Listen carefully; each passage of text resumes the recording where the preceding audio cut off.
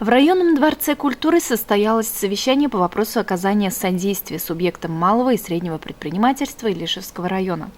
На встрече с бизнес-сообществом принимали участие глава района Ильдар Мустафин, а также представители налоговой службы, Фонда социального страхования, общества Дюртюли Мелиоводстрой. Заместитель начальника отдела учета инспекции Федеральной налоговой службы номер 1 Файруза Каримова представила подробную информацию об основных изменениях в налоговом законодательстве, в частности, о создании системы маркировки товаров и о специальном налоговом режиме для самозанятых, экспериментально введенном в этом году в Республике Башкортостан. Товар маркируется на этапе производства или при импорте с помощью нанесения метки с уникальным цифровым кодом. Далее каждое перемещение фиксируется в специальной информационной системе. Как только товар доходит до конечного покупателя или списывается в результате порчи или хищения, в систему поступает информация об изъятии из оборота.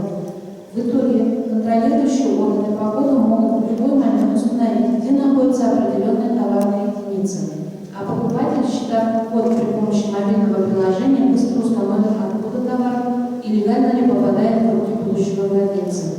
Единая цифровая система, которая называется «Честный знак». Именно в ней существует отдельная подсистема, где ведется отслеживание по группам кодируемой продукции.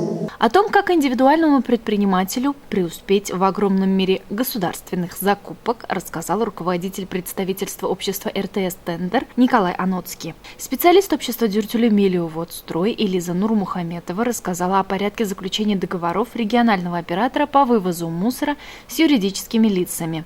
Есть два вида расчета с контрагентами по виду их деятельности. Это первое, по нормативу, это 466 постановление РБ по виду их деятельности.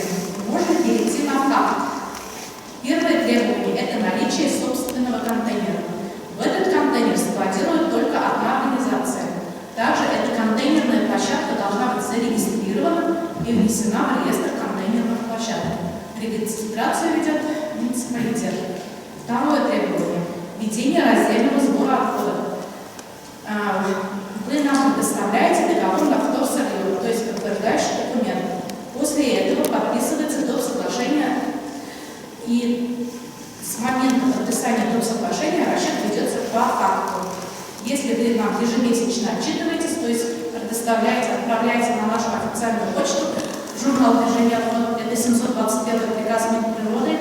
Глава администрации района Ильдар Мустафин напомнил, что в этом году, в год эстетики населенных пунктов, необходимо особое внимание уделить благоустройству прилегающей территории и эстетическому облику торговых объектов, привести в порядок все баннеры. Нужно отметить, что предприниматели были заинтересованы в обсуждаемых темах, поэтому совещание проходило в формате открытого диалога. В конце мероприятия все желающие смогли получить консультации квалифицированных специалистов по всем интересующим их вопросам.